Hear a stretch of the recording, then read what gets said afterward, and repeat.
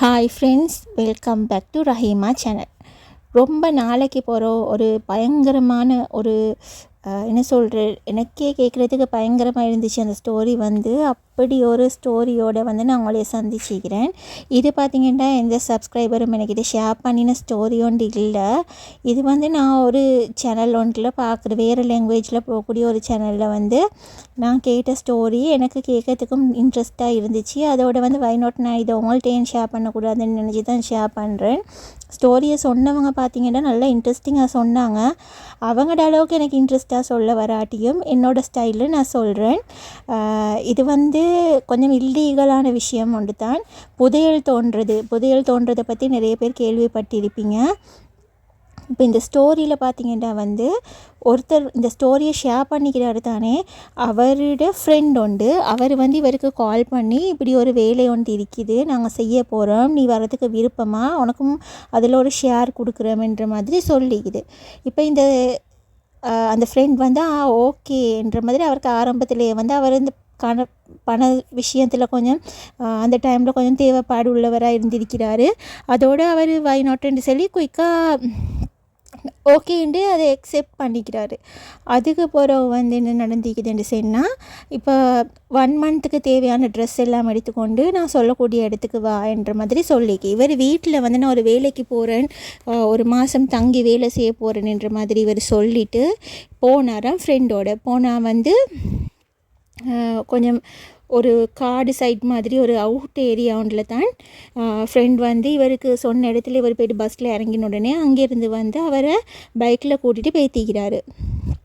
போனதுக்கு பிறகு பார்த்தா அந்த ஃப்ரெண்டோட வீட்டில் ஃப்ரெண்டோட அண்ணாவும் அண்ணாட ஒய்ஃப் இருந்தாங்களாம். அண்ணாட ஒய்ஃப் வந்து ப்ரெக்னெண்ட்டாக இருந்த மாதிரி மொத்தம் அவர் ஷேர் பண்ணிக்கிறாரு. அதோட வந்து இவங்களோட இந்த மாந்திரீக வேலை செய்யக்கூடிய ஒருத்தரும் இருந்தாராம். இவங்க எல்லாருமே சேர்ந்து தானா இந்த புதையல் தோன்ற வேலையை செய்ய போகிறாங்கன்ற மாதிரி. அப்போ அந்த வீடும் வந்து சரியாக காட்டுக்குள்ளே தான் இருந்திருக்குது. அந்த வீடு வந்து அவ்வளோ ஃபெசிலிட்டி சீக்கிர வீடு ஒன்று இல்லையா. சுவரெல்லாம் பார்த்திங்கன்னா வந்து கொஞ்சம் உடஞ்சி விழ போகிற மாதிரி தான் இருந்திருக்குது. கொஞ்சம் பழைய வீடு உண்டு. அதோட வந்து அந்த ஃப்ரெண்ட்ஸ் என்னாராம், இது வந்து எங்களோட உம்மமாட காலத்து வீடு அப்படின்ட்டு சொன்னாராம். இது இப்போ நாங்கள் யூஸ் பண்ணுறது இல்லை, நாங்கள் இப்போ இந்த தேவைக்காக தான் நீங்கள் வந்திக்கிறோம்ன்ற மாதிரி சொல்லி, அதுக்கப்புறம் அந்த மாந்திரீகம் வேலை செய்கிறவர் சொன்னாராம், இன்றைக்கி நைட்டுக்கு ஸ்டார்ட் பண்ணுவோம் வேலையை என்று சொல்லிவிட்டு அவர் தேவையான லிஸ்ட் ஒன்றை வந்து இவரோட ஃப்ரெண்டை கையில் கொடுத்துட்டு போனாராம். அதுக்கப்புறம் இவர் வந்து குளித்து சாப்பிட்டு எல்லாம் செஞ்சுட்டு இவரோட ஃப்ரெண்டும் வந்து டவுனுக்கு போனாங்களாம். பைக்கில் போயிட்டு அங்கே இருக்கக்கூடிய அந்த கொடுத்த லிஸ்ட்டில் இருக்கிற திங்ஸ் எல்லாம் வாங்கிட்டு வந்தாங்களாம். வந்ததோட நைட்டோட வந்து இவர் என்ன செஞ்சாராம், ஒரு பூஜை ஒன்று ஸ்டார்ட் பண்ணுறேன்னு சொல்லி அந்த ஓமகுண்டம் என்று சொல்லுவாங்க தானே, அந்த ஃபயர் வந்து நடுவில் வச்சு அப்படி ஒரு பூஜை ஒன்று நடந்து கொண்டு இருந்துச்சாம். அந்த இடத்துல நடந்து கொண்டு இருக்க போலேயே ஆரம்பத்தில் வந்து இவர் போனாரே, அவர் இல்லை, அவரோட ஃப்ரெண்டு அவர் கூப்பிட்டார் தானே, அந்த ஃப்ரெண்டுக்கு வந்து இந்த கயிறை கெட்டுவாராம். கயிறை கெட்டினதுக்கு பிறகு கொஞ்சம் நேரம் கழித்து திரும்ப அவர் மந்திரிச்சு கொண்டு இருக்க போல அந்த ஃப்ரெண்டோட அண்ணாட ஒய்ஃப்னு சொன்னே தானே, அவள் வந்து கொஞ்சமாக ஊன்னு சொல்லி கத்த ஆரம்பிச்சிட்டாவான். அப்புறம் கத்த ஆரம்பித்த உடனே அவள் எல்லாரும் சேர்ந்து பிடிச்சி அவள் அப்படி மயக்கமாகவே விழுந்துட்டாவாம். அதுக்கப்புறம் அவக்கும் அந்த கயிறை கெட்டி ஒரு தாயத்தொண்டு வச்சு, ஒரு கயிறு எல்லாத்துக்கும் தாயத்தை வச்சு தான் கெட்டினாராம். அப்படி கெட்டிட்டு அதுக்கப்புறம் வந்து ஃப்ரெண்டோட அண்ணாக்கு கெட்ட ஆரம்பிக்க போல ஃப்ரெண்டோட அண்ணா என்ன செஞ்சிட்டாராம், வீட்டை சுற்றி ஓட ஆரம்பிச்சிட்டாராம், வீட்டுக்கு வெளியே போய்த்து. அதுக்கப்புறம் அந்த மாந்திரீகரும் என்ன செஞ்சுக்கிறாரு, இவர்கிட்ட பின்னாலே 2-3 ரவுண்ட் ஓடி இவங்களுக்கெல்லாம் ஆரம்பத்திலே சொன்னாராம், இங்கே என்ன நடந்தாலும் நீங்கள் இருக்கிற இடத்துல இருங்க அப்படின்னு சொன்னாராம். வீட்டை வெளியெல்லாம் வர வானமெண்டு. அதனால் இவங்க யாரும் வெளியே போவேயும் இல்லையா. இந்த மாந்திரிகர்த்தன் போயிட்டு அந்த வீட்டை சுற்றி ஓடினாரே, அவரை பிடிச்சி அவருக்கும் தாயத்தை கெட்டி அவரையும் கொண்டு வந்தாச்சாம். அதே மாதிரி எல்லாத்துக்கும் ஒரே மாதிரி தாயத்து தானே காலத்தில் கெட்டினது. அதே மாதிரி ஒரு தாயத்து வந்து அந்த மாந்திரிகர் அவரோட காலத்துலேயும் போட்டிருந்தாராம். எக்ஸ்ட்ராவாக இன்னொன்று கொடுத்து சொன்னாராம், எப்போயாவது யாருடையாவது தாயத்து வந்து டேமேஜ் ஆகின மாதிரி நீங்கள் கண்டிங்கண்டா இதை வந்து உடனே மாற்றி கெட்டிக்கோங்கன்ட்டு ஒரு எக்ஸ்ட்ராவாக ஒரு தாயத்து கொடுக்கவும், அதை வந்து ஹாலில் வந்து ஒரு ஆணி அடித்து அதை கொழுவி வச்சுருந்தாங்களே. இப்போ இப்படி இருக்க போல் அடுத்த நாள் என்ன நடந்துச்சாம். அடுத்த நாளும் வந்து மார்னிங்கோடையே வந்து இப்போ இவங்க கிச்சனில் வந்து இவங்களோட அண்ணோட ஒய்ஃப் வந்து சமைச்சு கொண்டு இருந்தவங்க வந்து கத்துற சத்தம் கேட்டுச்சாம். இவங்க வந்து ஸ்டோப்னு சொல்லுவாங்க, அந்த ஹோலுக்கு வெளியே இருக்கக்கூடிய பகுதியில் வந்து இவங்க எல்லாம் சேர் போட்டு உட்காந்து பேசிக்கொண்டு இருந்துக்கிறாங்க போல். அதோடு வந்து இவங்களோட அண்ணோட ஒய்ஃப் கத்துற சவுண்டுக்கு எல்லோரும் ஓடி போயிட்டு பார்த்தா அவங்களோட கிச்சனில் வந்து பழைய சைக்கிள் உண்டு இருந்துச்சு. அந்த சைக்கிள் வந்து தானாகவே யாருமே இல்லாமல் நின்ற இடத்துல இருந்து ஃபாஸ்ட்டாக பெடல் ஆகுதாம். அது இவர் கண்ணாலேயே கண்டாராம். அது ஃபாஸ்ட்டாக பெடல் யாரோ பெடல் பண்ணுற மாதிரி ஃபாஸ்ட்டாக சுற்றி கொண்டே இருந்திருக்குது.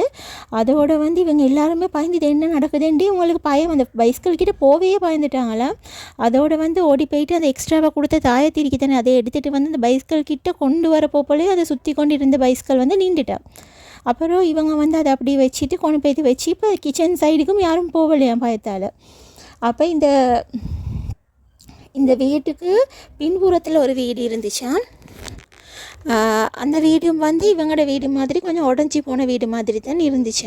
அப்போ இவரோட ஃப்ரெண்டுக்கிட்ட வரைக்கும் எப்படி வரான், அந்த காலத்தில் அப்போ உங்களோட உமா வாங்க இங்கே வாழ்ந்தாங்கன்னா பின்னுக்க வீட்டில் யார் வாழ்ந்தாங்கன்னு கேட்க போல்.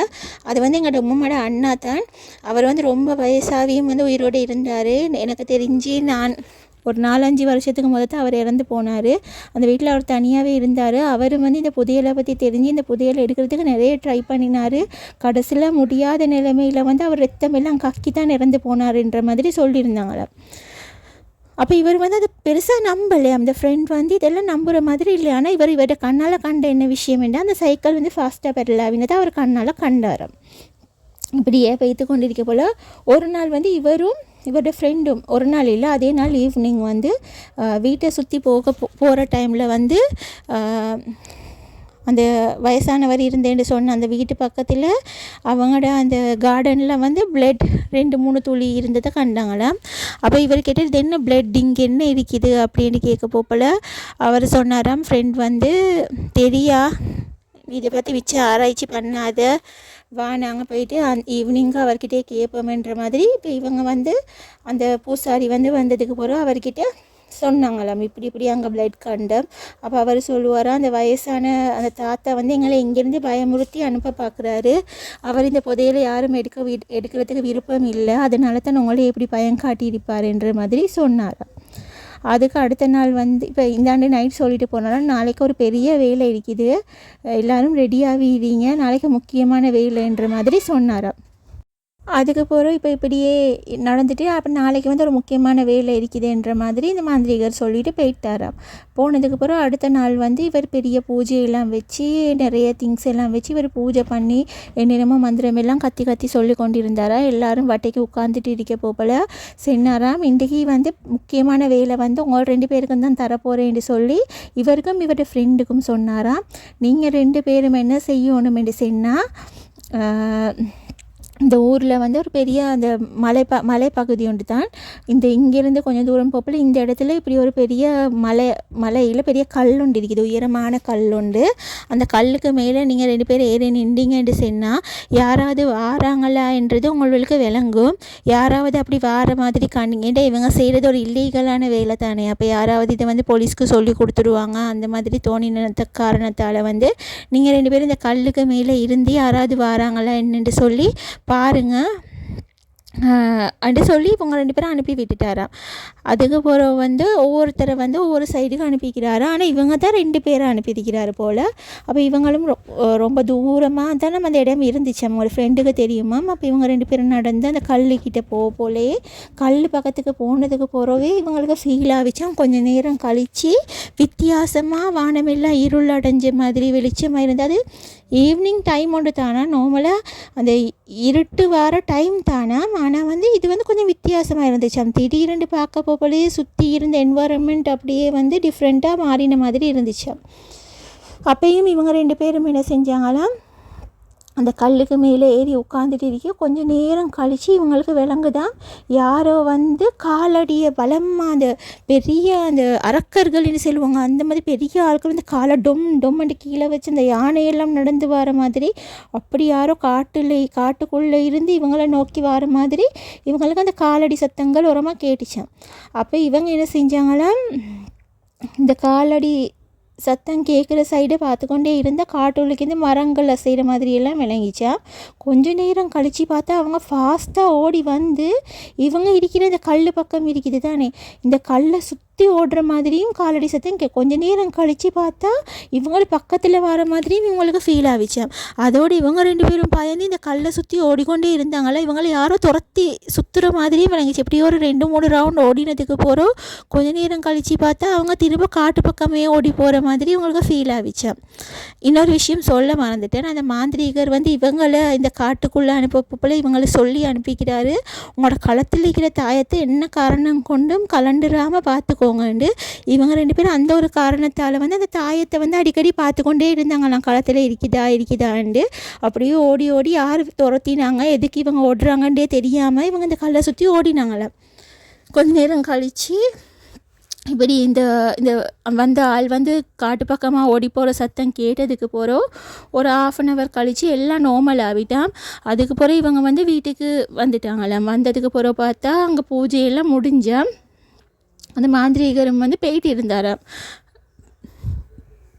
அடுத்த நாள் காலையில் தானே இந்த மாந்திரிகர் திரும்பி வந்தாராம் வீட்டுக்கு. வந்து இவங்க 2 பேரையும் 2 ஃப்ரெண்டையும் கூப்பிட்டு கேட்டாரா, நேற்று என்ன நடந்துச்சு என்று. அப்போ இவங்க 2 பேரும் இந்த நடந்ததை அப்படியே சொன்னாங்களாம். இவர் சொன்னாரா, நீங்கள் உங்களோட களத்தில் இருக்கிற இந்த தாயத்தை பார்க்கலையா என்று சொன்னாராம். இவங்க 2 பேரும் இல்லை, நாங்கள் அடிக்கடி பார்த்தோம், தாயத்தை எங்களோட களத்திலே தான் இருந்துச்சு என்று சொன்னாங்களாம். இல்லை இங்கே வாங்க என்று சொல்லி ஒரு ஃப்ரெண்டிட தாயத்தை எடுத்து காட்டினா அந்த தாயத்தை வெடிச்சு இருக்குதாம். அப்போ தான் அவங்க 2 பேருமே அதை கவனிச்சாங்களாம். அந்த தாயத்தை வெடித்து அதுக்கு இருந்த ஒரு பச்சை கலர் லிக்விட் ஒன்று கொஞ்சம் லீக் ஆகி இருக்குதாம். இவர் சொன்னாராம், நல்ல வேலையாக அந்த வந்தது வந்து அந்த தாயத்து உடைய போகிற தருணத்தில் தானே அது திரும்பி போயிட்டு இருக்குது. அது இன்னும் கொஞ்சம் நேரம் இருந்து உங்களோட தாயத்தை வெடிச்சு இருந்துச்சுன்னு சொன்னால் நீங்கள் 2 பேரும் உயிரோடு இருந்திக்க மாட்டீங்கன்ற மாதிரி சொன்னாராம். இதை கேட்ட உடனே இப்போ இந்த ஃப்ரெண்டுக்கு வந்து இந்த கதையை சொன்னவருக்கு வந்து பயம் எடுத்துட்டான். உயிர் போகிற அளவுக்கு ரிஸ்க் இருக்குதான்றது அப்போ தான் அவருக்கு புரியவே ஆரம்பிச்சிச்சான். அதோடு வந்து இது டெய்லியுமே இப்படி பயங்கரமான விஷயங்கள் எல்லாம் நடக்கிறதால இவர் வந்து கொஞ்சமே பயந்து இவருடைய ஃப்ரெண்ட்கிட்ட சொன்னாராம், நான் என்னோடய வீட்டுக்கே போகிறேன், எனக்கு இதெல்லாம் சரி வர மாதிரி விளங்குதில்லை என்ற மாதிரி சொன்னாராம். அப்போ அந்த மாந்திரிகர்கிட்ட போய் சொல்ல போல் மாந்திரிகர் சொன்னாராம், நீ இதுலேருந்து இப்போ விலகினாலும் உன்னைய சுற்றி நடக்கிற அந்த அமானுஷ்யங்கள் அந்த பயங்கரமான விஷயங்கள் எல்லாம் வந்து உன்னைய தொடர்ந்து கொண்டே தான் இருக்கும். நீ ஒன்றோ இங்கிருந்து இந்த விஷயத்தை முடிச்சுட்டு போ, நடுவில் போகிறேன்ட்டு ஓண்ட விருப்பம், ஆனால் அதுக்கு போகிற வரக்கூடிய பின்விளைவுகளுக்கு நான் பொறுப்பில்லைன்ற மாதிரி சொன்னார். அப்போ இவர் என்ன நினைச்சாராம், இவர் என்னை இங்கிருந்து அனுப்பாமல் வைக்கிறதுக்கு தான் இப்படியெல்லாம் சொல்லி கொண்டிருக்கிறாரு, இதெல்லாம் நான் நம்ப மாட்டேன் என்று சொல்லி இவர் அவங்கக்கிட்ட அதை வெளிப்படையாக சொல்லலையாம். இல்லை என்ன மனசுக்கு என்னமோ இது தப்பாக தோணுது, நான் வந்து போகிறேன் அப்படின்ற மாதிரி இவர் சொல்லியிருக்கிறார் போல்.